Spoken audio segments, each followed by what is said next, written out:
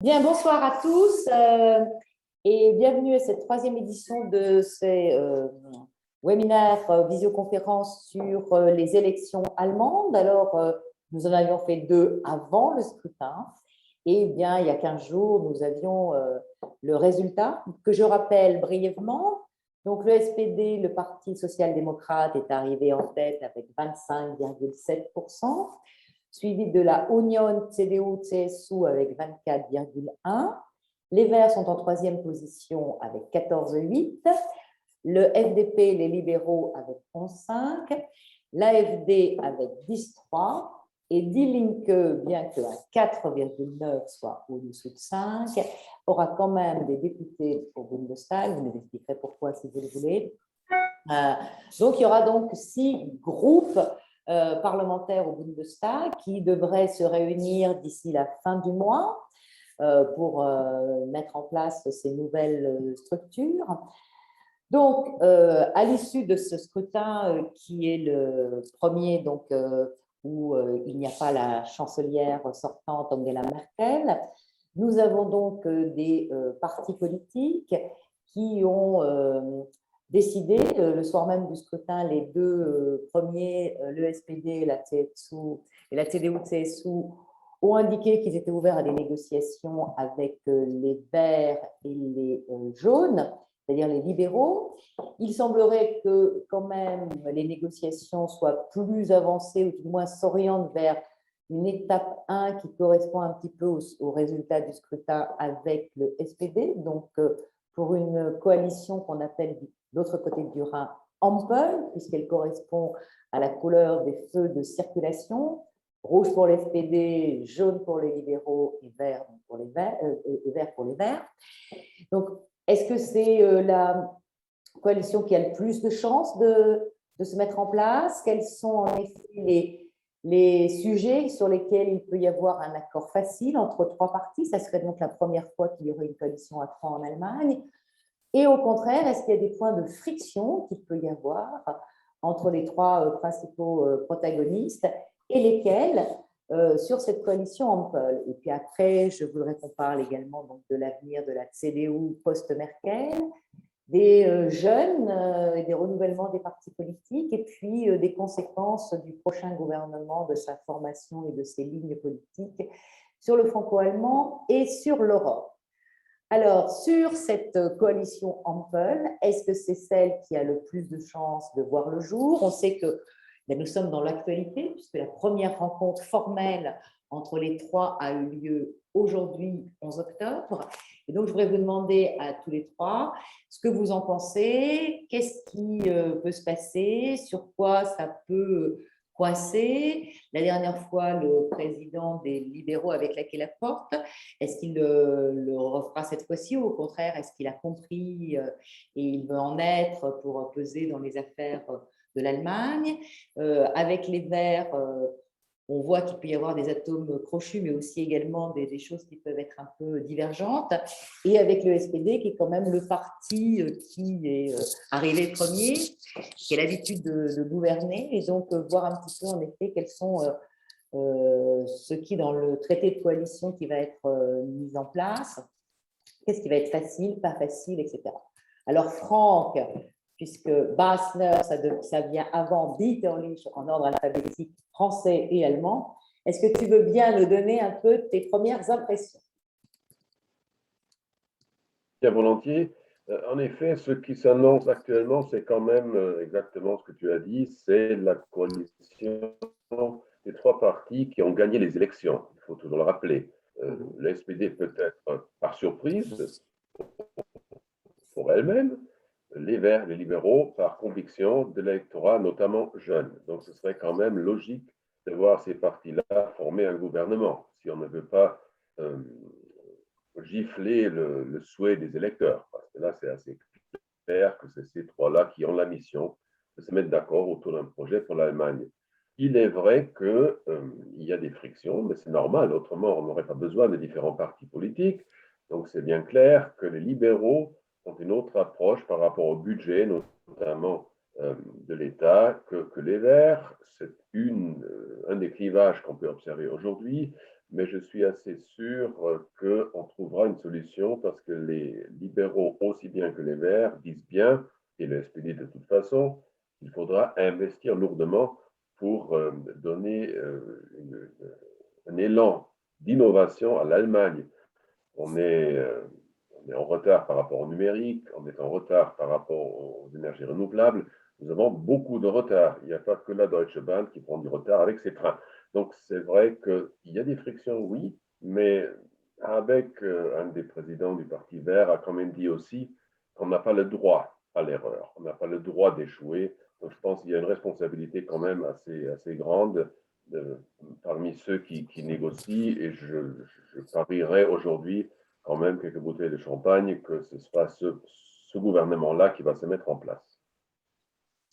Bien, très optimiste. Alors, Joachim Bitterlich, est-ce que vous êtes aussi optimiste que Franck? Et quelles difficultés voyez-vous? Au contraire, quelle chose apporterait cette coalition à l'Allemagne dans les 4 ans qui viennent? Je pense que ça devrait être l'issue normale de ces sondages, ensuite négociations. Ils mettront du temps parce qu'il y a toute une série de sujets assez difficiles pour l'un ou pour l'autre. Et gardez une chose en tête, je viens de revoir les chiffres des nombres des députés. Les Verts et les libéraux ont exactement 4 députés de plus que les sociodémocrates au Bundestag, voire donc la position assez forte de 2 partenaires face à la social-démocratie. Et lorsque je vois les sujets, évidemment qu'il y a une série de risques. Prenez simplement la culture politique énergétique, qui est jusqu'à maintenant, je dirais, une des grandes ratées de la République fédérale des dernières années. Regardez des sujets comme les retraites, regardez tout ce qui est financement des souhaits des uns et des autres. Et je vois surtout un risque, je ne sais pas ce que Hélène et Franck en pensent, je sais qu'une certaine partie, du moins dans les sociodémocrates et au sein des Verts, souhaite une consultation des membres du parti à la fin des négociations, c'est-à-dire 400 000 membres au sein du SPD à consulter. N'oubliez pas que ces 400 000 ont rejeté Olaf Scholz il y a 2 ans lorsqu'il a voulu la présidence du parti. Et je parle aussi des Verts, dont un député m'a dit dernièrement, notre plus grand risque, ce sont nos membres d'un côté qui sont ailleurs, ils ne sont pas sur la même longueur d'onde en grande partie que le groupe parlementaire. Et même dans ce groupe parlementaire, il y a bon nombre, comme au sein du Parti social-démocrate, de jeunes qui sont tout à fait à gauche, je dirais, du top du parti. Là, je vois plus de risques, quelque part. Merci Joachim. Alors, Hélène, cette coalition Ampel, la première qui serait mise en place en Allemagne de cette nature, comment la voyez-vous? Alors, je pense, comme Franck et Joachim, qu'effectivement, c'est le scénario le plus probable à ce 11 octobre 2021, donc quelques semaines après les élections. Je ne pense pas qu'on aura la même situation qu'il y a 4 ans, où il y avait eu une première partie de négociations avancées en vue de faire une coalition dite jamaïque, donc c'est-à-dire les Verts et les libéraux, sous tutelle de la CDU, CSU, donc avec une chancelière Angela Merkel. Ils avaient quand même discuté presque 3 semaines ensemble, puis finalement, les libéraux avaient claqué la porte. Je pense que c'est très différent, notamment parce que je sens parmi les libéraux une vraie volonté d'y aller cette fois-ci. Il y a 4 ans, il y avait un sentiment un petit peu de il faut y aller, il ne faut pas y aller. Il faut se souvenir quand même qu'Angela Merkel avait été fragilisée pendant la crise des réfugiés, au sein même de son parti. Un an plus tard, elle quittait la présidence du parti. C'était quand même une chancelière en fin de règne. Beaucoup de voix disaient qu'elle ne finirait pas ce 4e mandat. L'histoire a été différente. Mais donc, quand on négociait il y a 4 ans, il y avait quand même un petit peu l'impression que les gens y allaient à reculons. Cette fois-ci, c'est totalement différent. Il y a vraiment une vraie envie de faire quelque chose. Il y a un souffle nouveau, il y a une envie nouvelle. Et vraiment, on le sent à Berlin, l'automne est arrivé, le vent s'est levé autour du Parlement et ça souffle, ça décoiffe. On brise un petit peu les codes habituels, traditionnels de ces négociations. Le fait que les deux partis juniors, donc les Verts et le FDP, aient négocié ensemble avant, de manière à arriver plus fort face à ce SPD, et Joachim Bitterlich l'a bien rappelé, à eux deux, ils sont plus lourds au Bundestag que le SPD. Donc ça, c'est très intéressant. Après, concernant le risque du vote de la base, il existe. Néanmoins, quand je parle avec notamment les jeunes du SPD, les Juso, qui sont 49 quand même au Parlement, hein, ils sont vraiment très nombreux à être rentrés au Bundestag et à eux seuls, ils auraient une minorité de blocage sur cette coalition de la Ampel. Quand on parle avec eux, ils connaissent aussi quand même, mine de rien, le risque. S'ils sont un petit peu trop rebelles, le risque, c'est d'avoir finalement un chancelier qui vient du camp conservateur. Donc, ça serait contre-productif pour cette aile gauche, à la fois chez les Verts et chez le SPD, d'être un peu trop rebelle et de d'envoyer, de fragiliser un chancelier Scholz ou un potentiel chancelier Scholz.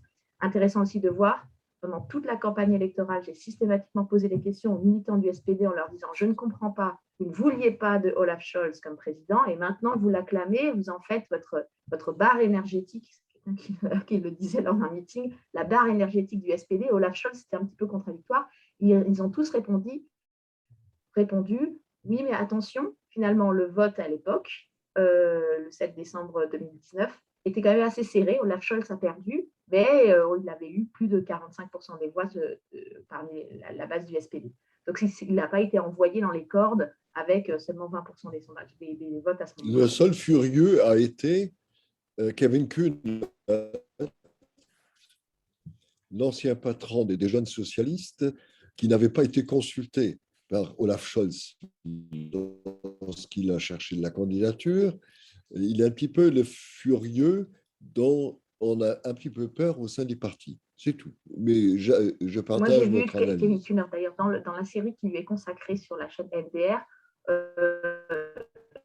on me voit en train de l'interroger à l'issue du meeting électoral où il annonçait Olaf Scholz comme étant la barre énergétique du SPD. Je lui ai dit, mais enfin, Kevin Kühner, qu'est-ce que c'est que cette histoire?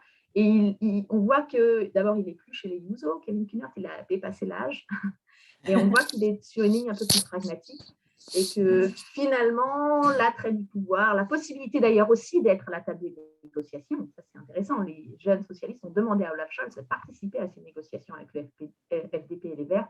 Peut-être que là, les choses vont se faire à l'allemande. Donc, on va discuter et puis on va trouver une solution. Donc, vous pensez que tous les trois, on peut trouver des solutions, notamment sur les questions économiques et financières, puisqu'on sait quand même que le FDP est sur une liste un peu rigoriste en matière économique et de dette. Donc, vous pensez que ça ne va pas coincer sur cette question-là, sans parler de l'énergie ou d'autres sujets? Franck? Il faut toujours souligner que l'alternative serait que le parti qui a nettement perdu les élections serait au gouvernement. Et ça, je pense que tout le monde a compris que ce n'est pas un bon signal. Les chrétiens démocrates ont perdu, ils doivent assumer, on en parlera tout à l'heure. Même imaginer une participation des chrétiens démocrates au gouvernement fédéral, ce serait un choc pour beaucoup de citoyennes et citoyens. Je pense que là il ne faut pas rigoler, c'est sérieux. Il n'est pas exclu que dans 2 ans, si le gouvernement, avec les sociodémocrates à la tête, les Verts et les libéraux, n'arrivent pas à gouverner ensemble, le système allemand permet un changement de gouvernement. On peut toujours réfléchir, une fois que les chrétiens démocrates se sont réinstallés, renouvelés, retrouver une ligne, y compris une présidence. Voilà, on peut imaginer un changement de gouvernement, chemin faisant, ça c'est pas exclu. Marco Söder, le Bavarois, l'a dit d'ailleurs. Il dit la porte reste ouverte pendant les 4 ans de cette mandature. Donc là, rien n'est. Il verrait bien, peut-être qu'il s'y verrait bien. Ah, ben d'abord, il doit gagner ses propres élections l'année prochaine. On va voir ce que ça donne. Tout le monde a des élections quelque part, c'est pas encore gagné.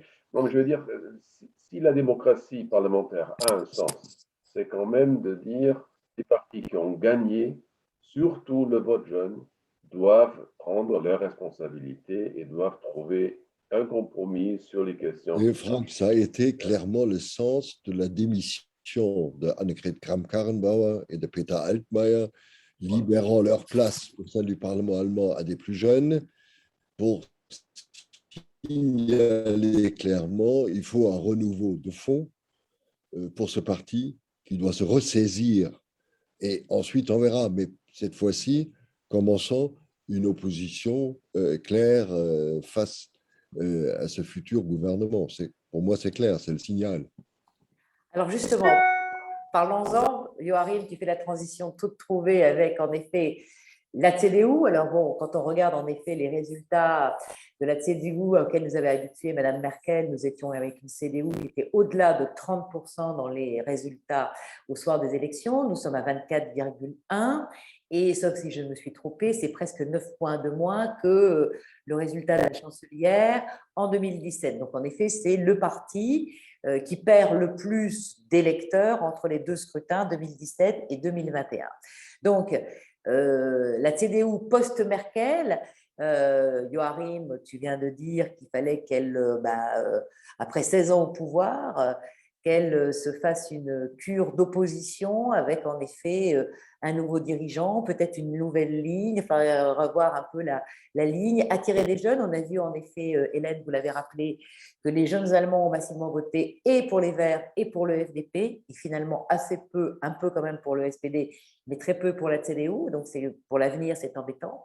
Et donc, qu'est-ce qui vous paraît être le scénario qui va se passer pour la CDU là dans les semaines qui viennent? Alors, Joachim, s'il te plaît, tu vas commencer puisque c'est ta partie que tu connais bien. J'avoue, je n'ai pas de pronostic pour le moment, pas du tout encore, pour une raison tout simple.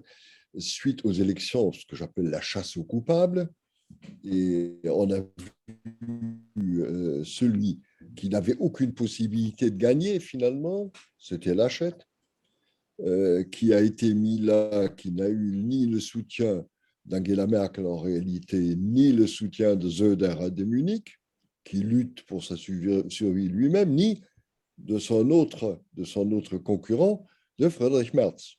Mais entre-temps, la course aux coupables s'est élargie. On parle maintenant de la démission, de manière très claire, la démission du comité directeur entier du parti. Et on parle d'un congrès à organiser, si j'ai bien compris, avant la fin de l'année déjà, et de revoir les fondements de ce parti. D'où, pour moi, les rouages sont clairement mis en direction vers une opposition, vers un renouveau, vers rajeunissement du parti. C'est un effort, je dirais, louable, mais de l'autre côté, je pense, ces mois ont laissé beaucoup, je dirais, de sentiments amers, même au sein du parti et autour de ses amis. Hélène. On verra qui sera le futur leader. J'avoue, je ne peux pas vous dire maintenant qui sera le futur chef du parti. Est-ce qu'il y aura vraiment un chef dès le départ? Point d'interrogation. Alors Hélène, cette nouvelle CDU renouvelée, rajeunie, pour être plus dynamique dans le futur? Alors, je pense que la CDU a eu beaucoup d'occasions ratées ces dernières années. J'avais suivi d'assez près le moment où Annegret Kramp-Karrenbauer, donc qui est actuellement ministre de la Défense, mais qui avait été secrétaire générale de la CDU, et puis élue présidente de la CDU directement après Angela Merkel. Donc, j'avais assez suivi le renouveau qu'elle avait essayé de mettre en place à la CDU à ce moment-là, avec un dialogue citoyen, un tour d'Allemagne quand elle était secrétaire générale du parti, qui avait assez bien fonctionné pour reconnecter ce parti, qui était le parti de la chancelière, donc populaire, installé, mais qui paraissait un petit peu s'encrouter dans un mécanisme de gouvernement, élection réussie en élection réussie.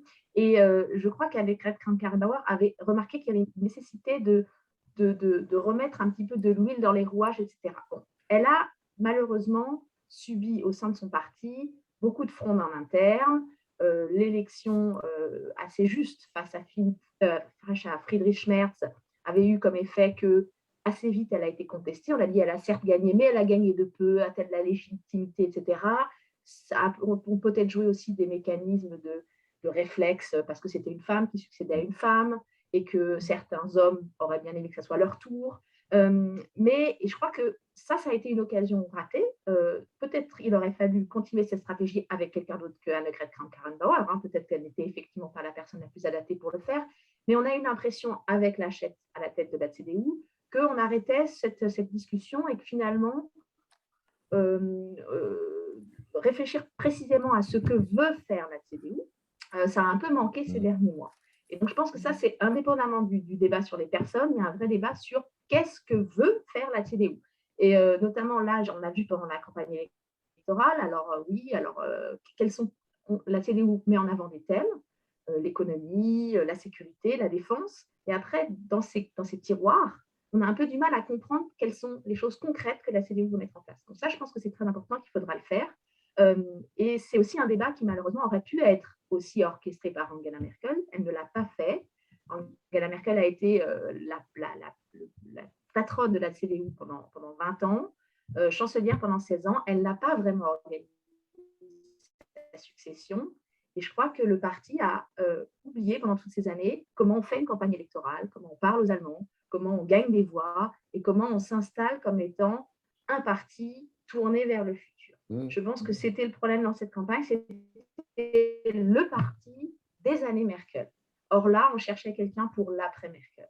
Et ça a été, je pense, un petit peu la faiblesse du parti dans la campagne et dans ces moments de meeting et dans ces moments de discussion. On avait du mal à voir précisément où allait la CDU. Donc, au-delà des questions de personnes qui vont se poser, et ça va être absolument passionnant à suivre parce que ça va être sanglant, il va y avoir des règlements de compte dans tous les sens, il faudra quand même aussi se demander que veut la CDU précisément pour l'Allemagne.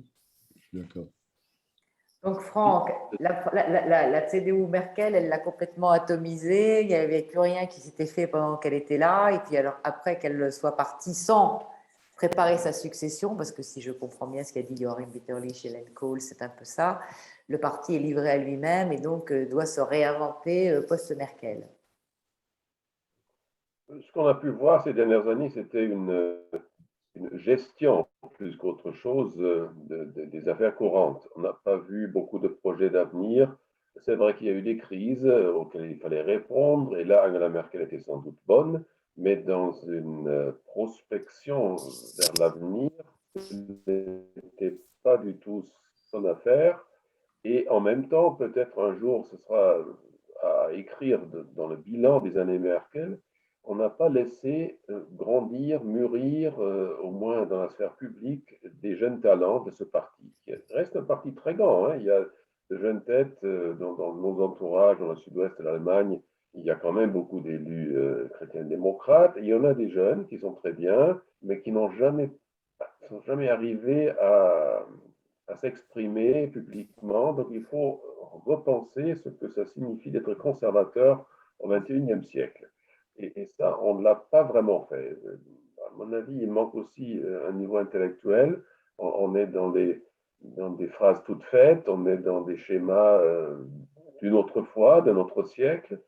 Et sauf sur le climat, là, tout le monde est d'accord, on va sauver la planète. On ne fera pas ça tout seul, hein, ni les Allemands, ni les Européens. C'est en Chine que ça se décide, mais c'est un autre sujet. Donc, je pense vraiment qu'il y a eu comme un comment dire ça, un silence dans ce parti, un manque de débat ouvert, un manque de franchise dans certaines prises de position. Et c'est sans doute dû au fait, comme vous l'avez dit, dû à la position d'Angela Merkel comme personnage omniprésent, tout-puissant, semble-t-il au moins. Et ce n'est pas bon. Et donc maintenant, il faut en effet peut-être faire tabula rasa pour relancer un débat qui peut être passionnant. Hein, pourquoi pas repenser ce que ça signifie d'être conservateur au XXIe siècle. Nous avons un monde qui bouleverse les certitudes. On trouvera même chez les Verts une pensée conservatrice. Je pense que c'est tout à fait possible. Le progrès simple n'existe pas. Il y a toujours un progrès tel qu'on a pensé au XIXe siècle qui a des conséquences lourde pour le climat. On a compris que le modèle de l'industrialisation a évidemment aussi ses effets long terme que maintenant on commence à mesurer pleinement. Donc je pense que si les responsables aujourd'hui aux manettes chez les chrétiens démocrates osent vraiment lâcher prise, comme l'ont fait Altmaier et Annegret Kramp-Karrenbauer, ce que je trouve vraiment très bien, eh bien, ça pourrait être un moment intéressant où les autres partis, soudainement, surtout les sociodémocrates, pourraient apparaître comme les vieux. Voilà. Donc, je pense qu'il y a dans toute crise, il y a une opportunité. Et si les chrétiens démocrates sont assez forts pour le faire, eh bien, ça pourrait être passionnant. Juste une petite réflexion là-dessus. C'est intéressant aussi de voir qu'il y a actuellement la crise du Parti conservateur en Autriche, alors sur des raisons totalement différentes. Mais c'est vrai qu'il y a eu une tentation courte, un petit peu au sein de certains cercles de la CDU, qui étaient présentés comme le nouveau héros des conservateurs européens ou de cette Mitteleuropa qui est aux portes de l'Allemagne, évidemment. Je pense que c'est intéressant aussi que ça rajoute un petit peu à la crise interne de la CDU, ce contexte européen.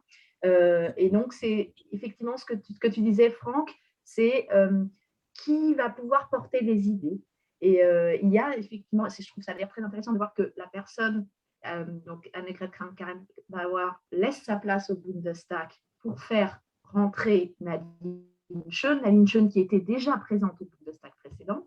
C'est une députée d'une quarantaine d'années qui vient de ça. Donc, la démission de Altmaier et de AKK fait glisser deux députés plus jeunes.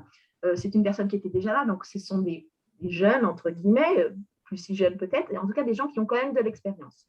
Donc ça, c'est intéressant de voir comment cette continuité va pouvoir être mise en place pour éviter les phénomènes de rupture. Il y a aussi une voie que je trouve très intéressante, assez controversée naturellement au sein du Parti conservateur allemand, c'est cette jeune femme qui s'appelle Diana Kienert, qui même du style, de look ouvertement homosexuel, d'origine étrangère, etc., qui provoque beaucoup au sein de la CDU et qui s'est mis un petit peu en retrait de cette campagne et qui réfléchit beaucoup à ce que ça veut dire être conservateur aujourd'hui en Allemagne. Et donc, il faut voir à quel niveau on va, au-delà de la question de personnes qui, j'espère, devraient être tranchées au prochain congrès, sur quel positionnement se met la CDU, sachant qu'à ce moment-là, on devrait avoir Ampel qui se met en place, la coalition du fait tricolore, où là aussi, on devrait quand même avancer certains sujets et surtout une nouvelle manière de faire de la politique. Ça, je trouve ça très intéressant. C'est ce souffle nouveau qu'on voit, qu'on pressent dans ces premières réunions de négociation. Il y a une envie chez les Verts et les libéraux de casser un petit peu les codes de la vie politique à l'allemande. Est-ce que la CDU saura prendre ce train pour effectivement peut-être ringardiser le SPD de Scholz à ce moment-là? Joachim, est-ce qu'il y a ce sang neuf à la CDU? Mais c'est une situation, je dirais, Hélène a raison, c'est une situation pratiquement unique dans l'histoire des partis politiques. En Allemagne, on est devant une véritable situation de rupture. Et il se peut, c'est-à-dire si ça passe au sein des chrétiens démocrates, que ça aura des répercussions sur les autres partis. Ce n'est pas comme ça. Attention. Et moi, je pense un petit peu en arrière lorsque AKK a essayé de rénover le parti. La base était enchantée d'exprimer de nouvelles idées, d'exprimer d'autres tendances, mais je dirais ce que j'appelle la nomenclatura du parti, y compris des ministres-présidents et des membres du président, n'ont pas du tout eu envie d'entendre ce que AKK rapportait là. C'était déjà, je dirais, pré-révolutionnaire pour certains. Ils n'ont pas voulu. Et n'oubliez pas, et je pense surtout à une situation pratiquement impossible pour elle, où il y a eu la grande crise sur la relation avec l'AfD, le cas Thüringen à l'époque, où elle est allée en Thuringe en constatant que Merkel, pendant 15 ans, pendant 20 ans presque, n'a jamais été sur place, n'a jamais discuté ces aspects-là avec le parti, où le parti avait pris une tendance, je dirais, dangereuse, des rapprochements avec l'AfD, sans que Berlin le remarque. Et ça, c'était une des raisons de fond pourquoi, à la fin, AKK a jeté l'éponge en disant je ne peux plus parce que je ne vois pas le soutien du parti ni de la chancelière. D'où le souhait d'un renouveau entier. Moi, je pense, c'est compréhensible et espérons que ça marche. Alors, vous parliez justement, Joachim, de l'AfD, donc l'alternative sur Deutschland, qui, si en effet on regarde les sondages d'une élection à l'autre, ne progresse pas au niveau fédéral, mais vous expliquiez tout à l'heure le problème qu'avait eu Annegret Kramp-Karrenbauer en Thüringen. On voit bien qu'il y a quand même deux Länder, la Saxe et la Thuringe, où l'AfD est arrivée devant le SPD, la CDU et les autres partis. Donc, dans cette partie orientale donc de l'ex-RDA, il y a encore un électorat pour ce parti. Donc, comment vous voyez en effet l'avenir de l'AfD qui avait été au départ bâti par des issus de la CDU à l'époque, qui avait été après pris par d'autres qui voulaient vraiment pousser l'AfD sur des extrêmes un peu, et aujourd'hui, où ils en sont parce qu'en effet, il n'y a pas eu, s'il y a eu une percée en effet en 2017 et tout le monde s'était effrayé de voir près de 100 ou 90 députés AfD au Bundestag, qu'est-ce qu'il en est 4 ans après et qu'est-ce qu'on voit comme futur aussi de ce parti qui fait un peu peur quand on ne le connaît pas? Mais je dis simplement, la stratégie du passé, des années, je dirais, Kohl et Brandt, a échoué. Kohl et Brandt étaient d'accord à l'époque qu'il ne devait pas exister un parti à leur gauche ou à leur droite. Hein. Bien, il y a eu des fondements qui ont changé avec la réunification, certainement, mais à droite, l'AfD reste relativement stable, légère perte, oui. À gauche, il y a plus de succès face à Die Linke, qui n'arrive pas à se réformer, s'il en veut, à se moderniser, qui a du mal, qui est pris par les litiges avec Sarah Wagenknecht et avec d'autres. Mais jusqu'à présent, j'avoue, ce qui m'a le plus choqué dans ces résultats en Allemagne étaient les résultats en Thuringe et en Saxe. Là, c'est la faiblesse extrême, je dirais, des chrétiens démocrates, mais aussi des sociétés démocrates quelque part. Peut-être je peux enchaîner là-dessus. Oui, bien sûr, Franck. Et que vous me disiez un petit peu pourquoi Die Linke est au Bundestag sans avoir 5% officiellement. Voilà. Avec la Die Linke, on va revenir. Je voulais juste reprendre la pensée de Joachim sur l'AfD. Bien sûr. Ce qui est vraiment surprenant, c'est que la gifle qu'a reçue le CDU, les chrétiens démocrates, ne s'est pas transformée en vote pour le SPD dans ces Länder-là. Ça, c'est vrai. Oui. D'après ce que j'ai lu quelques analyses de gens qui connaissent ça mieux que moi, il semble quand même que le comportement électoral dans les Länder, les soi-disant nouveaux Länder de l'Est, est plus volatile. Donc, on a plutôt tendance à exprimer assez brutalement son mécontentement. Ça pourrait être vrai. Et ça expliquerait pourquoi, en effet, surtout dans ces Länder-là, il y a eu ce vote massif pour l'AfD, qui était au fond un vote anti-chrétien-démocrate aussi, ça il faut le dire. Peut-être c'est une solution si jamais les chrétiens-démocrates redécouvrent une nouvelle philosophie d'un conservatisme du XXIe siècle, peut-être ça va changer. Mais ce qui est grave, en effet, il faut le souligner, c'est que nous avons un nouveau clivage Est-Ouest. Et ça, c'est très grave aussi pour toute configuration du gouvernement. Si les deux Länder, c'est quand même pas les plus petits, hein, ne se retrouvent pas du tout dans ce nouveau gouvernement, ça risque de dégénérer en opposition interne à l'Allemagne. C'est comme en Pologne, où vous avez l'Est et l'Ouest avec un comportement, une vision de la société complètement différent, avec un vote très clivant. Et là, il faudra vraiment faire attention que le nouveau gouvernement s'occupe très sérieusement aussi des soucis des citoyennes et citoyens de ces deux Länder, mais aussi Sachsen-Anhalt et les autres régions anciennement RDA. Donc, ça reste un vrai problème.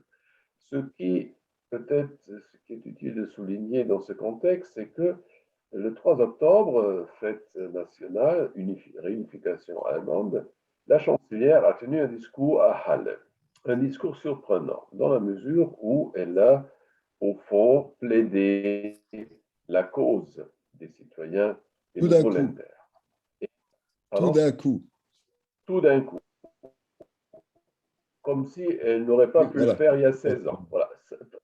Ça, c'est assez grave, parce qu'elle a bien parlé, elle a souligné justement des sentiments peut-être un peu frustrés, de se sentir rejetée, de ne pas avoir un passé valable Oui, aux parce qu'elle yeux venait de de la l'Est reine et de donc l'Ouest. et Tout pas ça, de c'était l'Ouest, assez. là. Mhm. Oui, mais surtout, il y a ce sentiment que on nous a annectés, pour ainsi dire. On n'a pas Oh, écouté ce qu'on avait Franck a vécu. raison. Hmm. Voilà. Et là, c'était un discours important, mais s'il avait eu lieu, en effet, il y a Non, mais 15 il ans, a ça aurait droit été encore mieux. Parce que, 3-4 ans du oui, oui, moins. voilà. Donc là, Mais jamais pensé à ça, c'est un sauf débat maintenant. qu'il faut Quoique, avoir, absolument. Voilà un peu pour l'AfD. Du reste, maintenant que M. Meuthen, qui est un modéré, ne se représente plus à la présidence du parti, ça risque d'aller encore plus à droite. Il faudra voir. Je sais pas, tu opines du chef, Hélène, Non, mais effectivement, on l'a appris aujourd'hui, hein, c'est l'autre information politique du jour venant d'Allemagne, hein, c'est vraiment que Meuthen, qui est actuellement président de l'AfD, ne se représentera pas au prochain congrès.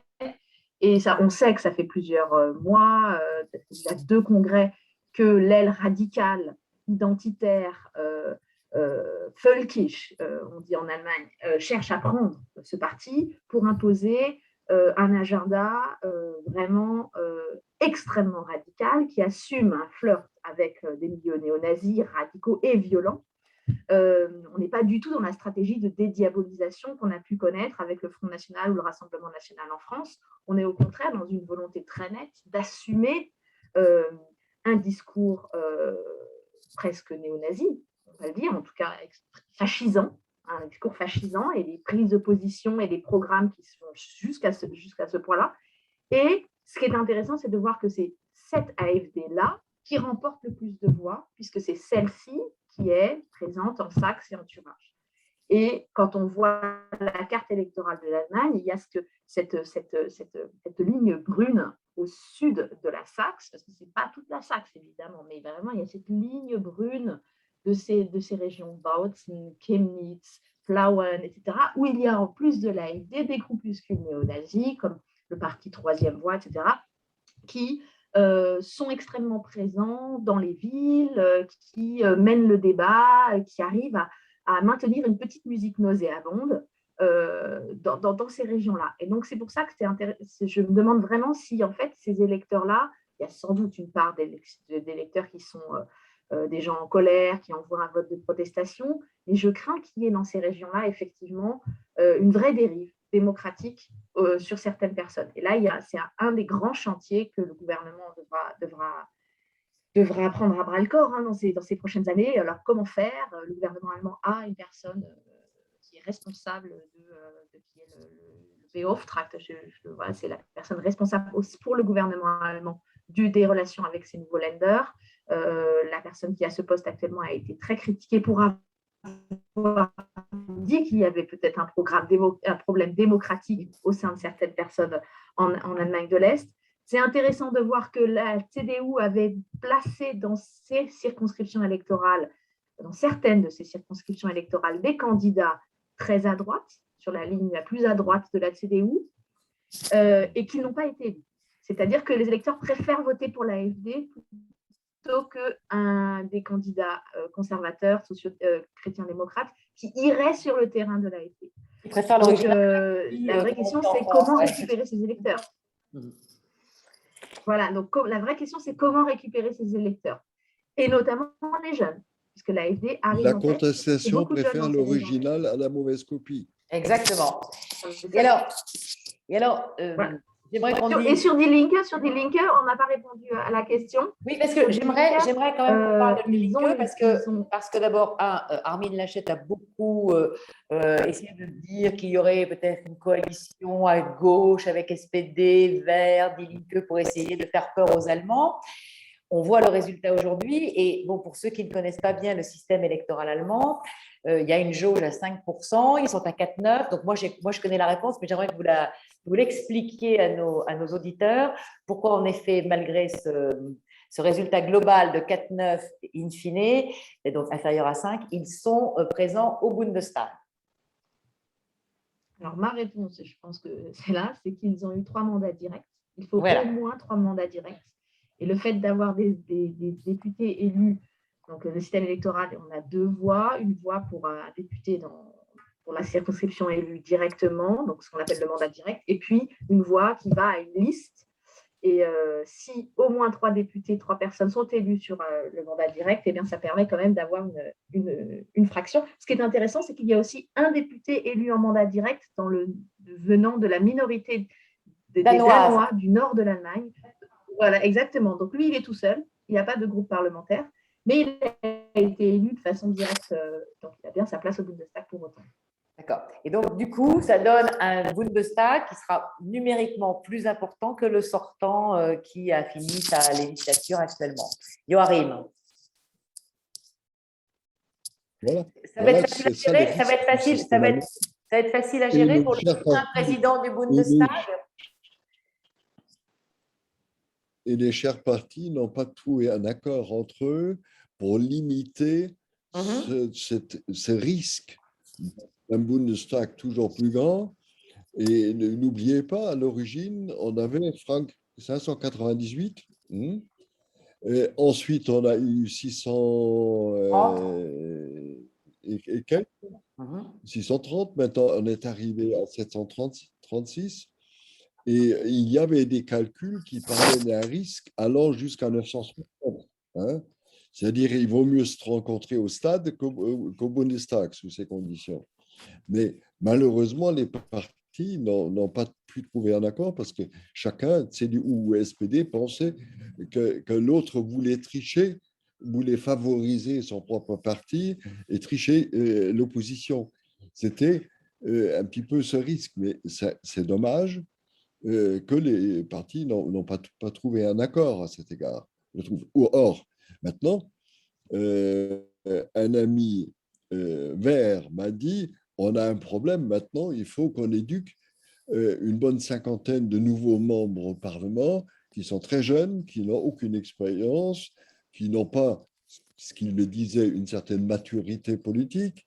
Il faut les habituer à la nécessité d'une certaine discipline au sein du Parlement. Moi, j'ai pensé à l'expérience LRM en France. Oui, j'allais dire, c'était en effet les élus de 2017 en France. Oui. Une certaine tâche, ce que j'appelle de discipline pour les qui doivent, par la part des anciens, qui doivent éduquer les jeunes. Et le même problème est au sein des sociodémocrates. Pareil, ils ont comme Hélène a mentionné, tout un bon nombre d'anciens, ce que j'appelle jeunes socialistes, qui sont un petit peu tendance rebelle, tendance plus à gauche. Il faut maintenant les éduquer vers un minimum de discipline au sein du Parlement. C'est une certaine difficulté devant eux. Il faudra voir, c'est très important, qui va être nommé, quelles personnalités pourront imposer les chefs de groupe parlementaires. Ça, c'est très important de voir comment ils pourront imposer cette discipline.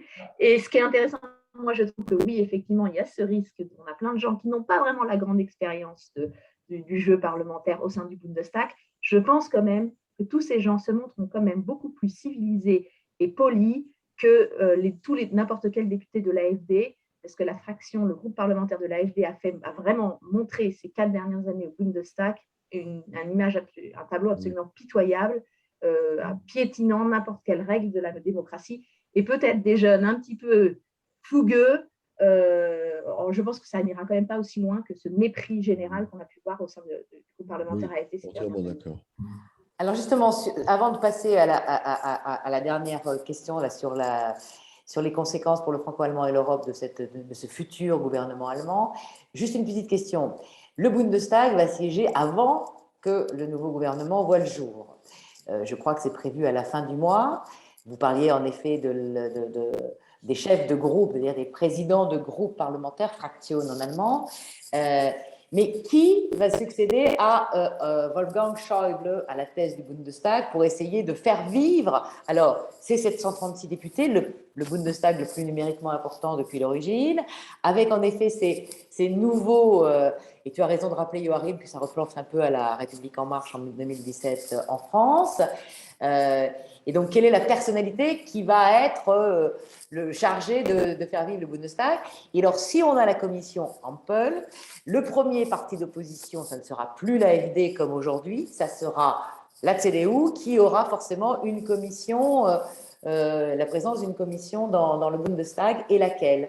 Merci de répondre à toutes ces questions pour les peu fins limiers du Parlement allemand.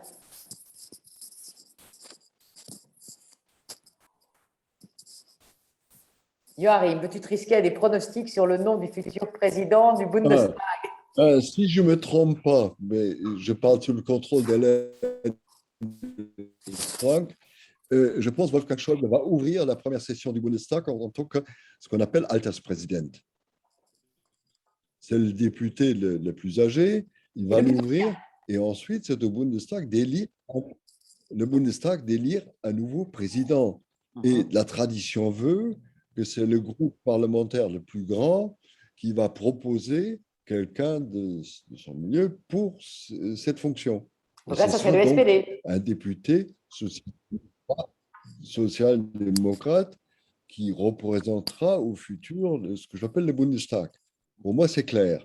Et à partir de là, on va élire un bureau du Bundestag pour gérer les questions courantes, pour assurer ce que j'appelle la police permanente du Bundestag. Ce sera fait par la suite. Évidemment, il y aura l'AfD là-dedans, il y aura Die Linke là-dedans. Die Linke n'a jamais posé de problème, mais l'AfD pose des problèmes, c'est clair. On a vécu. Mais qui, Hélène, vous savez mieux? Vous savez plus que moi? Symboliquement, ça pourrait être une femme. Le SPD, ça serait la première fois qu'on aurait... Ou bien Petra Roth. On parle déjà d'elle comme présidente de la République. Oui, bon. Alors ça, c'est une autre étape, la présidence de la République. Oui, c'est l'étape d'après. Déjà, on va commencer par le gouvernement. Voilà. Alors, la première session du Bundestag, c'est le 26 octobre, donc dans 15 jours maintenant. Effectivement, Schäuble va l'ouvrir et il y aura donc le vote du président de la présidente. Le SPD a donc l'avantage dans ce petit jeu-là. Et comme ils sont arrivés avec un candidat à la chancellerie masculin, je pense que dans l'idée de ce renouveau, de cette poussée qui est là, c'est intéressant. On est passé un peu vite sur les thèmes qui vont diviser la coalition du feu tricolore ou ceux qui peuvent l'unir. Je pense que la question de la cause des femmes peuvent tout à fait réunir les partis de la coalition du feu tricolore. Le SPD, le FDP, on pense toujours avec nos lunettes de français. Il s'agit d'un parti néolibéral sur des questions économiques seulement, mais c'est aussi un parti qui pousse très fort les questions des droits fondamentaux et des droits des citoyens, et la jeunesse, et aussi la question des femmes. Donc, symboliquement, il pourrait y avoir une proposition d'une présidente du Bundestag pour la première fois de l'histoire de l'Allemagne, il me semble. Je ne crois pas que ce serait une femme. On a déjà eu des vice-présidents. Mais, non? Ah oui, bien sûr. Mais ça fait quand même longtemps là, qu'on a Lammert, Schäuble, donc là, ça serait peut-être un signe. Ce que je pressens après, affaire à suivre. Sur les questions qui vont faire avancer, c'est aussi intéressant de voir que cette coalition du feu tricolore qui peut pousser la question des droits des femmes, la question des jeunes aussi, c'est un petit peu contre-productif, mais ça veut dire quand même beaucoup de choses sur ce qui se passe actuellement en Allemagne. Je me demande si, par exemple, il n'y aura pas une volonté de mettre en place le vote à partir de l'âge de 16 ans. Les Verts le souhaitent, le FDP le met en avant également. Je pense que le SPD pourrait accepter ça. Voilà, c'est juste un exemple pour indiquer qu'il y a quelque chose de nouveau. Il y aura aussi par la suite à nommer les commissions, les différentes commissions au sein du Bundestag. Ça, ce sera extrêmement intéressant à voir. Qui seront les têtes des partis et comment répartir dans un Bundestag qui sera, je dirais, partagé quelque part, les têtes des différentes commissions. Il est normal que l'opposition aura la commission budgétaire, qui, point d'interrogation, côté chrétien-démocrate, et pour tout le reste, l'intérêt, par exemple, qui prendra les affaires européennes et qui siégera, ma chère Pascale, dans l'Assemblée parlementaire franco-allemande, qui sera le futur chef de file allemand, qui sera le collègue de Christoph Arendt au futur dans l'Assemblée parlementaire, aussi à désigner de nouveau. Non, mais Est-ce qu'on garde les Louis actuels, possibilités, évidemment, ou est-ce qu'il y aura d'autres qui souhaitent prendre la tête de cette Assemblée? On verra. Ouais, peut-être, je ne vais pas, de mon côté, participer à ces jeux de cartes. On ne sait pas très bien qui prendra quelle position, parce qu'il faut quand même rappeler au public, puisque nous parlons d'abord au français, que oui, les personnalités, ça va compter, ça aura une certaine importance, mais il ne faut pas oublier que l'Allemagne est devant de vraiment très grands défis à tous les niveaux. Parfois, quand je parle avec dans différents contextes français, on a l'impression que l'Allemagne est moderne, bien gouvernée, etc. Et là, il faut quand même dire qu'attention, il y a de vrais défis. Et c'est là-dessus que va se jouer le futur de l'Allemagne et de l'Europe, du coup, parce que ça comptera pour l'Europe. Nous sommes en train de rater la transition énergétique. Nous allons devoir investir lourdement dans le numérique parce qu'on a pris du retard. L'administration est au XXe siècle, si pas au XIXe. Donc, vraiment des choses à faire. Et c'est là-dessus, je pense, que se jouent aussi les négociations pour former le gouvernement. On ne peut pas se permettre de, à nouveau, avoir une coalition qui, au fond, ne veut pas se faire mal réciproquement et qui évite les sujets qui fâchent. Il faudra parler des sujets qui fâchent. Il y a une question dans le chat à laquelle j'aimerais répondre. Parce que tout à fait, j'ai dit que ce serait quand même un peu surprenant de voir les chrétiens démocrates gouverner après les résultats que nous avons. C'est vrai que juridiquement, un vote, c'est un vote.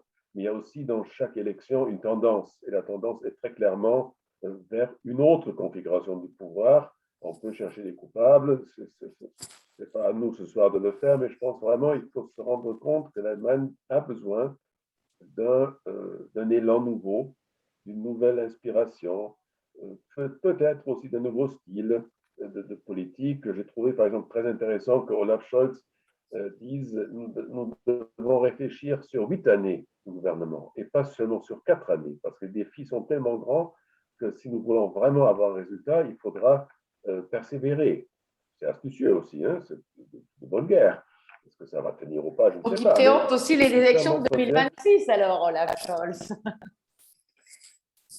Ben, bien sûr, il a raison de dire que les choses qu'on doit démarrer maintenant ou accélérer, ce sont de tels dossiers, de tels chantiers qu'il faut y aller vraiment avec un nouvel esprit de coopération. On ne peut pas jouer le même jeu qu'on a joué les 20-30 dernières années. Je pense que là, il faut être si vous permettez, pour le dernier quart d'heure qui nous reste ensemble, j'aimerais en effet qu'on aborde la dernière partie du débat que je voulais voir avec vous, c'est-à-dire dans ce gouvernement Ampel qui se prépare, qui se préfigure, etc., quels vont être en effet les sujets de fâcherie avec la France d'abord et puis avec l'Europe ensuite. Alors, on me parle bien entendu du nucléaire dans le chat. On sait que l'Allemagne a la chancelière, après la catastrophe de Fukushima, avait plus voulu entendre parler de nucléaire. Nous avons une position française qui est très pro-nucléaire encore. Tu parlais des ratés de la transition énergétique, Franck, donc j'aimerais que tu nous en parles peut-être un peu plus en détail et voir en effet sur cette question énergétique, quelle va être en effet la ligne directrice de l'Allemagne et en effet la ligne qui va être avec la France et l'Europe. On sait également qu'en ce moment, il y a toute une série de discussions sur le Green Deal, etc. en Allemagne, en Europe. Mais est-ce qu'en effet, le nucléaire est banni à jamais ou est-ce qu'on en parle? Sur la sécurité et la défense, on a aussi une prééminence en France sur ces questions.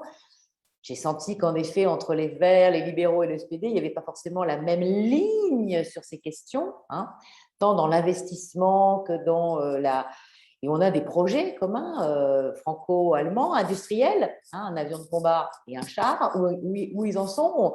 On sait que le Bundestag sortant a voté dans la dernière ligne droite de la session de juin, avant la clôture de la législature, la première enveloppe budgétaire pour l'avion. Pour le char, pour l'instant, c'est point mort. Donc, en effet, comment vont se faire un moment où, en effet, on a bien vu que ce qui s'est passé cet été, avec en effet les États-Unis qui nous disent clairement il va falloir qu'on prenne notre défense en main parce qu'ils ne seront plus forcément là. Alors nous, en France, on le reçoit depuis longtemps, mais en Allemagne, c'est peut-être nouveau.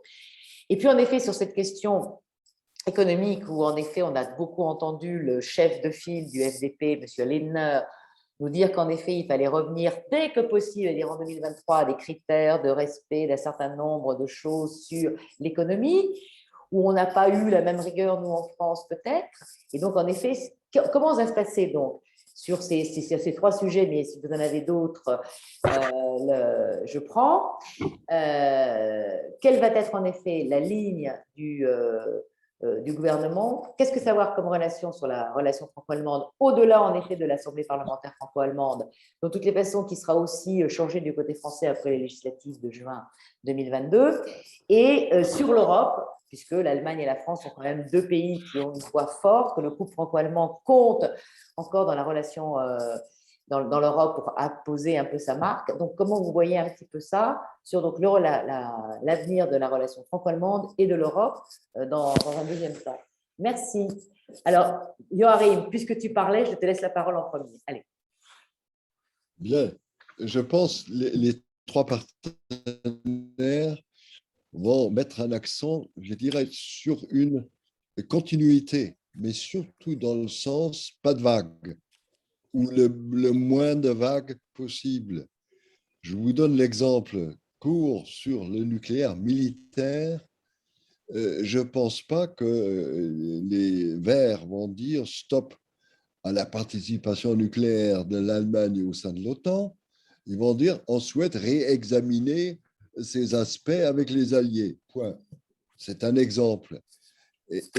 Mais attention, il y a toute une série de sujets qui risquent, je dirais, mettre une certaine question. Je vous donne un exemple, et je vois là, parmi les questions, il y aura un certain débat.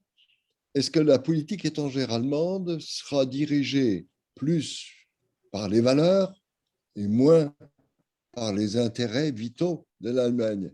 Exemple, la position de Annalena Baerbock sur la Chine, par exemple, dans les débats qu'on a eus avant l'élection. Est-ce qu'il y aura une position plus critique face à la Chine? Est-ce qu'il y aura, par exemple, sur les immigrés, les immigrants, est-ce qu'il y aura un positionnement plus, je dirais, plus critique ou plus ouvert à l'égard des processus de migration? Quelle sera la tendance générale? Il y aura des changements d'accentuation. Je m'arrête là. Franck, regardez. On est tout à fait d'accord. Hein. Franck, les questions là qu'on nous pose dans le chat, évidemment, c'est difficile de répondre parce que justement, les négociations des gouvernements sont autour de toutes ces questions-là. Quel positionnement de l'Allemagne? Et je répète, les sujets sont immenses et les défis sont grands. Et les défis en partie sont européens, mais si l'Allemagne n'a pas de position, il est difficile d'avoir un débat européen. Sur la migration, par exemple, sur le rapport avec l'Afrique. Tout ça, c'est des grands enjeux politiques, économiques, humains, tout ce qui va avec. Et une autre question concernait la rigueur budgétaire. Peut-être il faut dire d'abord que l'Allemagne n'a pas connu une politique de rigueur à l'intérieur de l'Allemagne. Ça, c'est une des illusions françaises. On pensait toujours que l'Allemagne faisait des économies. Ce n'est pas vrai. On n'a jamais dépensé autant d'argent que dernièrement. Parce que aussi l'économie allait assez bien, il y avait donc des impôts de payer, donc on avait des moyens. Mais ce n'est pas vrai que l'Allemagne a une politique budgétaire de rigueur stricte. Il est vrai qu'on va revenir sans doute à une discussion en Europe sur les critères de Maastricht. Et même les économistes allemands, et il y en a des orthodoxes même, qui disent qu'il faut renégocier ça. on a décidé ces critères, les 3%, les 60%, à un moment historique complètement différent, qu'on ne peut pas comparer à la situation actuelle. Donc, il faudra là aussi un vrai débat, avec, je l'espère, une certaine profondeur scientifique et avec une certaine vision D'ailleurs, politique aussi. les Parce que, évidemment, chiffres inventés à l'époque pour la France, voilà, pas par les Allemands. voilà, donc il faudra reparler de tout ça et je ne pense pas que ce soit utile de dire, par les politiques allemands, ils ne devraient pas dire il faut que les autres fassent comme nous. Ça, c'est un peu le vieux truc qui n'a jamais marché. Il faut vraiment discuter. En prenant l'exemple de l'Italie, l'Italie a eu pendant plus de 20 ans, même 30 ans, un excédent budgétaire. S'il n'y avait pas les impôts à payer, les intérêts à payer, pardon, sur la dette ancienne souveraine italienne. Donc, je pense que les autres partenaires sont là. Ils pourront discuter avec l'Allemagne, avec les autres membres de la zone euro, pour redéfinir, adapter, si vous voulez, les critères définis dans le traité de Maastricht. Donc, je ne pense pas qu'il faille avoir ni peur, ni trop de confiance dans le gouvernement allemand. Ils auront une position, il faudra parler de ça. Il faudra aussi parler de l'endettement commun européen. Ce n'est pas des eurobonds, au fond, mais c'est des questions d'investissement, tel qu'on l'a fait avec le New Deal, qu'on pourrait le faire avec le Green Deal. C'est là-dessus que devra se jouer le débat européen et je pense qu'un nouveau gouvernement allemand, quel qu'il soit d'ailleurs, sera tout à fait d'accord de parler, de négocier, de redéfinir, adapter surtout les instruments à la situation qui n'est plus celle d'il y a 30 ou 40 ans. Non, on a bien compris que les trois partis qui seront liés dans cette coalition, si elle voyait le jour, sont des partis européens et que donc il n'y a pas de mauvaise surprise à attendre.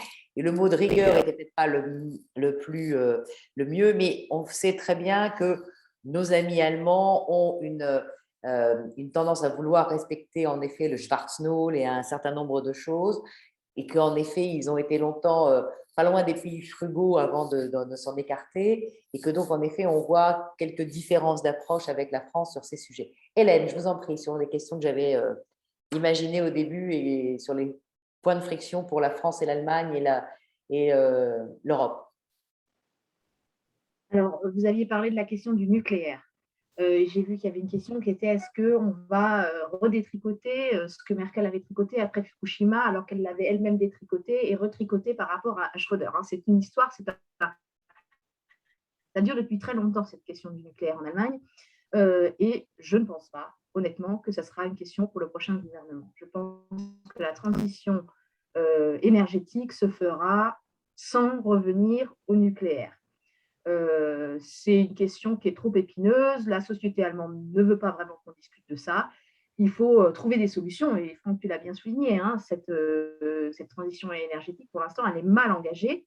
Il faut trouver d'autres solutions. Il faut aller de l'avant. Mais je n'ai pas l'impression que la baguette magique du nucléaire soit vraiment un scénario qui est sur la table actuellement.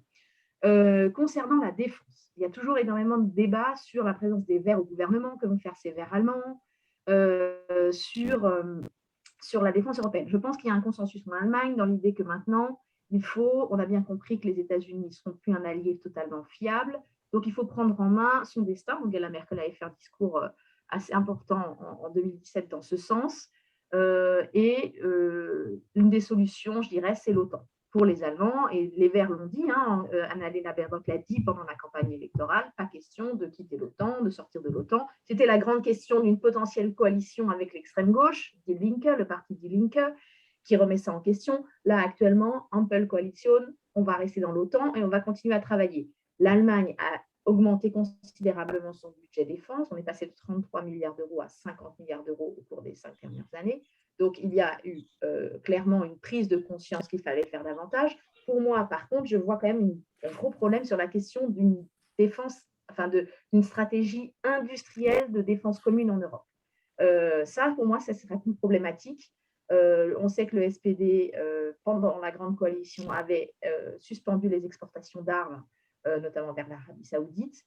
Quelle sera la position du SPD lors de ces négociations? Que feront les Verts et que fera le FDP, qui lui veut laisser le marché réguler les choses tout seul? Donc ça, c'est une vraie question qui va se poser. Je pense que l'accroc pour la défense, ce n'est pas tant l'idée de monter une défense européenne que le volet industriel de la défense. Et puis ensuite, on l'a rappelé, c'est une évidence, ça sera forcément une coalition pro-européenne, il y aura une vraie volonté de travailler avec la France. Scholz l'a bien compris, il a compris son intérêt à travailler avec la France. Le moment hamiltonien, comme elle l'a dit lui-même, au moment où on a mis en place ces Corona Bonds, au moment de la crise du Covid, il a remarqué que ça lui donnait une certaine stature, une certaine aura, on l'écoutait en Europe. Je pense ça lui a profité, clairement. Et je pense qu'il continuera à jouer cette carte-là. Il a une grande proximité avec Bruno Le Maire, le ministre français des Finances. Donc, je pense qu'il va aller sur cette direction-là.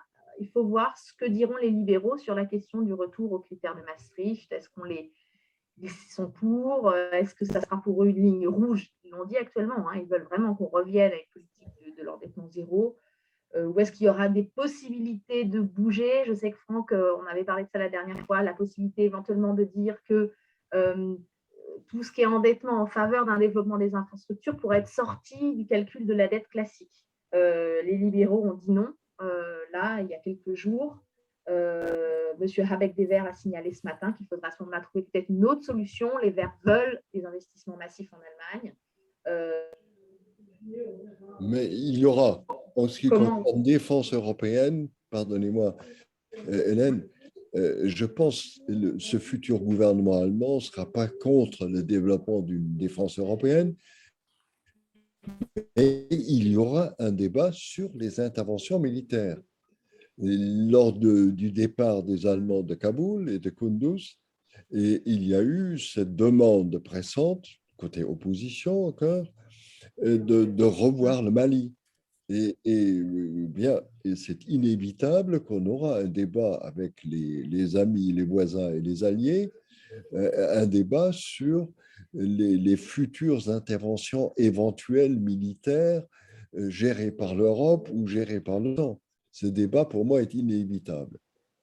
Est-ce qu'il y aura plus, je dirais, encore une accentuation vers ce qu'on appelle le state building ou non, ou vers des valeurs? Point d'interrogation pour moi. En tout cas, une affaire Afghanistan, ça, j'ai eu un débat avec les libéraux, les Verts. À cet égard, ils m'ont dit ouvertement plus jamais de cette façon. Ça, on aura certains débats, oui. Mais ce ne seront pas, je dirais, des décisions abruptes ou de rupture. Je ne pense pas. Ce seront des débats à avoir, à négocier, à discuter avec le nouveau voisin allemand.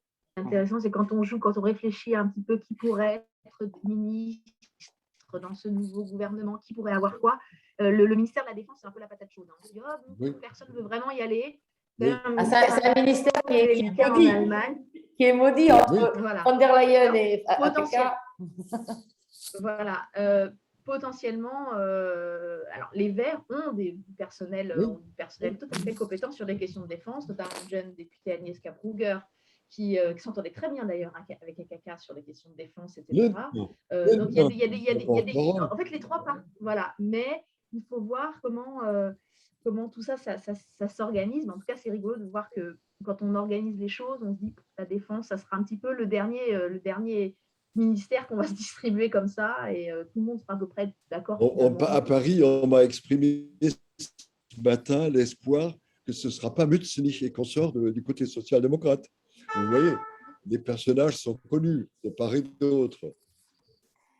Bon, alors, on va laisser en effet ces négociations se mettre en place, et puis on va voir en effet quel va être le traité, parce que je rappelle qu'ils vont négocier, qu'ils vont l'écrire et qu'ils appliqueront ce qu'ils auront décidé de mettre en place ligne à ligne, etc. Donc, il est coutume en tout cas que le nouvel élu, d'un côté de Haute-du-Rhin, fait son premier voyage pour le voisin. Donc, on verra si le nouveau chancelier fera le voyage à Paris peut-être avant Noël. On imagine quoi comme calendrier? Parce que là, pour l'instant, ça s'accélère un petit peu, si je puis dire, par rapport à… Mais quel est le délai qui semble estimable selon vous pour que le gouvernement, en effet, voit le jour? Et puis, je vais vous demander, en effet, puisque nous approchons de la fin de ce temps de parole, un petit peu les mots de conclusion que vous voulez donner aussi sur la situation au 11 octobre à 20h. En bref, j'espère que ce sera avant Noël, que l'Allemagne aura un nouveau gouvernement. C'est une procédure assez complexe. Je l'ai vécu 3 fois et on n'est jamais sûr qu'on arrive vraiment au bout. Hein. Surtout, n'oubliez pas, ils vont discuter maintenant pendant des semaines sur le fond. Et ce sera développé comme un véritable programme de gouvernement pour les 4 ans à venir, sinon plus. Et dans ce qu'on appelle la nuit des longs couteaux, c'est la dernière nuit des négociations, on parle avec le chancelier sur le personnel, de part et d'autre. Et ça arrive même que le chancelier ose dire bien un tel ou une telle n'est pas très compatible au sein de mon gouvernement et on change les postes. Ce sont des discussions toujours intéressantes la dernière nuit. Et ensuite, il faut l'accord des partis. Cette fois-ci, éventuellement avec un accord des membres. Oui, des militants et de la base. Prolongera les militants à la base. SPD autour de 400 000 quand même. Et les Verts au-dessus de 100 000 maintenant. Les libéraux ont un nombre de membres plus que jamais. Et ça va rallonger la période. Et moi, j'espère simplement avant Noël. Alors, est-ce qu'il y a en effet un gouvernement au pied du sapin, Franck? Ouais, ben, il faut l'espérer. Je reviens vers mon point central. La situation est inédite et les défis sont inédits. Alors, il faut vraiment espérer, ceux qui ont la foi peuvent prier, que les responsables soient conscients de la responsabilité qu'ils ont. Et donc, s'ils le sont, ils feront un gouvernement avant Noël parce qu'on ne peut pas se permettre de traîner encore plus longtemps. Il faudra gouverner, il faudra prendre des décisions difficiles et 2 semaines de plus ou de moins ne doivent pas changer ça. Ils ont assez de temps. Chacun connaît son propre programme. Ils savent où sont les points qui font mal. Et je pense que les Allemands, les Européens attendent un gouvernement courageux qui osent vraiment relever les défis qui sont là et ils sont nombreux. Hélène. Alors, côté français, on a en tête cette date du 1er janvier 2022, puisque la France va prendre la présidence du Conseil européen. Donc, on dit toujours, il nous faut le partenaire allemand en force, il nous faut un nouveau chancelier, un nouveau gouvernement à ce moment-là. Pour les Allemands, la date du 1er janvier, c'est aussi l'Allemagne qui prend la présidence du G7. Et là, effectivement, ça ne serait pas un très bon signal si c'était une fois de plus, si c'était Angela Merkel qui accueillait ses homologues du G7. Donc, je pense que ce calendrier, il est en tête pour les Allemands, peut-être davantage même que le calendrier européen des Français. C'est très important. Effectivement, moi, je pense que ça peut aller vite. La vraie question que je me pose, c'est que normalement, effectivement, on négocie point par point, ligne par ligne, ce traité de coalition. Il y a un rituel de répartition des ministères par ordre. Donc, le premier parti choisit la chancellerie, puis ensuite on passe par ordre, etc. Dans quelle mesure tout ça ne va pas être envoyé en éclats par cette nouvelle organisation politique qui se met en place? Il y a vraiment un vent nouveau. Moi, vraiment, c'est vraiment quelque chose qui me marque très particulièrement, vraiment très profondément depuis quelques jours à Berlin. On a l'impression que tout vole en éclats et qu'on se dit finalement, pourquoi pas arriver sur… Je me demande s'il est possible qu'on ait finalement un contrat de coalition allégé, un cadre de coalition plus qu'autre chose, et que les partis se disent rendez-vous dans un an, on se donne un moment, rendez-vous pour faire le bilan et pour adapter éventuellement. Est-ce que ça, c'est possible? Rien ne l'interdit. Est-ce qu'ils auront le courage de le faire pour aller plus vite?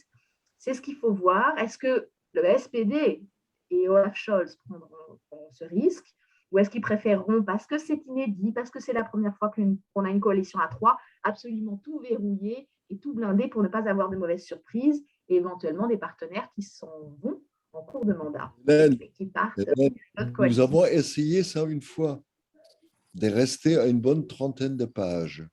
c'est-à-dire écrire en ligne générale. Et on a échoué lamentablement. C'était quand? Ah, je vous rencontrerai un jour. Ouais, voilà, c'est ça. C'est peut-être aussi se dire qu'aujourd'hui, où on travaille avec par vidéo, qu'on peut ajuster, qu'on peut s'adapter, qu'il y a eu une accélération du temps. Le Covid a montré finalement que les choses peuvent s'organiser très Que je rapidement. trouve, Est-ce que tout ça va peut-être un petit peu ce que pousser les choses je plus loin? trouve, ce que je trouve excellent, j'ai eu le contact avec différents négociateurs des différents côtés depuis maintenant, depuis le jour des élections, et ils sont en partie déjà au-delà de leur programme de parti. Ce que je trouve bien, c'est bon signe. On verra. Bon, donc on va espérer qu'en effet que le gouvernement allemand ne mettra pas aussi longtemps que nos voisins néerlandais qui ont voté, je vous rappelle, le 17 mars et qui n'ont toujours pas trouvé le gouvernement issu de ce scrutin du 17 mars. Donc, en effet, pour le bien à la fois de la relation franco-allemande, parce qu'il faut qu'on mette les choses très vite aussi. Les défis ne sont pas qu'en Allemagne, Franck, ils sont au niveau européen. Et puis parce qu'il y a en effet ces deux rendez-vous importants, la présidence française du Conseil de l'Union au 1er janvier, la présidence du G7 au 1er janvier aussi pour l'Allemagne, et que je crois que tous nos partenaires, tous les partenaires européens souhaitent en effet que l'Allemagne, qui se veut responsable, en effet, ne traîne pas à longueur dans les négociations, justement pour que, en effet, on puisse prendre à bras le corps un certain nombre de dossiers, tant dans le climat que dans le numérique, que dans l'économie ou dans la sécurité, où on a des besoins, où il y a des projets sur la table qui sont faits au niveau européen. Et on sait très bien que Joachim, Franck et Hélène, vous le savez, si en effet la France et l'Allemagne ne discutent pas au préalable, or il est difficile pour la France de discuter avec personne s'il n'y a personne, et que donc en effet, si on veut faire avancer un certain nombre de dossiers qui sont importants non seulement pour l'Allemagne, Franck, mais également pour l'Europe, il faudra bien qu'en effet on ait ces interlocuteurs allemands. Alors si en effet on peut l'avoir avant Noël, je rappelle encore une fois qu'en 2017, ça avait duré presque 6 mois, me semble-t-il. Donc, si on avait 3 mois de négociation seulement, ça serait formidable. Et donc, si jamais il y avait des rebondissements dans ces négociations, la formation du gouvernement, etc., eh ben, je vous invite à faire un nouveau et peut-être dernier débat, si c'est nécessaire, à ce moment-là. Et sur ce, je vous souhaite une excellente soirée. Je vous remercie tous et tous. On a même des compliments de gens qui nous écoutent à Vienne, justement, où il y a eu un petit changement de chancelier aujourd'hui. Et donc, c'est pas anodin. Et donc, en effet, bonne soirée et auf Wiedersehen. Tschüss. Bonne soirée. Ciao. À bientôt. Au revoir. Au revoir.